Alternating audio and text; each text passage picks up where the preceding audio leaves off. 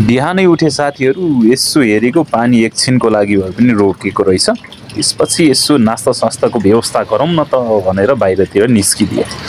अब यहाँ ढुङ्गे धारा हिटी देख्नुहुन्छ तपाईँहरूले कति राम्रो छ। यहाँ एकजना दिदी पानी पनि थापिरहनु भएको रहेछ। र म चाहिँ लाग्दैछु सुनधारातिर।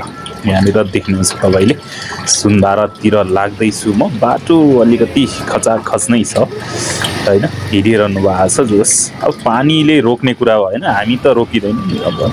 तर यो अस्ति भर्खर रिपेयर गरेको रोड चाहिँ यो कति छिटो पुवाल पर्छ। यो के हो यो अलिकति हैन, हेर्नुहोस् त पुवाल परेको छ सबै। अस्ति भर्खरै रिपेयर गरेको जस्तो लाग्छ। र म चाहिँ पुग्न लागिसकेँ सुनधारा हैन, पाटन सुनधारा। बाटोहरू हेर्नुहोस् सबै खाल्टो खाल्टो परेको छ। यो गुणस्तर कम भएर हो कि के हो। तर सुनधारामा अहिलेसम्म पानी चाहिँ छ है। हिटीहरू राम्रो देखिने भनेको पानी हुँदाखेरि नै होला। हेर्नुहोस् सबैजना हात खुट्टा धोइरहनु भएको छ। यो चाहिँ पाटन चोक, सुनधारा चोक है, देख्न सक्नुहुन्छ मैले तपाईँले। अब चाहिँ म भोलढोका जाने बाटोतिर लाग्दैछु है।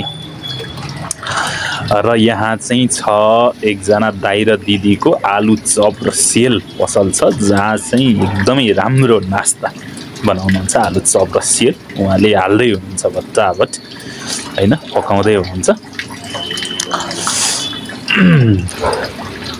यहाँनिर अब रेडी हुँदैछ हैन, बिस्तारै बिस्तारै रेडी हुँदैछ, फ्राई हुँदैछ आलु चप चाहिँ हो।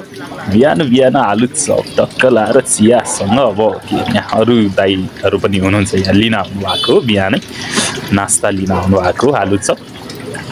तपाईँहरूले देख्न सक्नुहुन्छ। यहाँ अब लगभग रेडी भइसकेको छ है साथीहरू। ल निकाल्नु भयो, अब निकाल्नु रेडी भइसकेको छ। अब यहाँ दाइ चाहिँ अब टक्क टक टक टक लिन आउनु भएको दाइहरूलाई अब यहाँ दिने तथाहरू दिँदै हुनुहुन्छ बट्टाबट।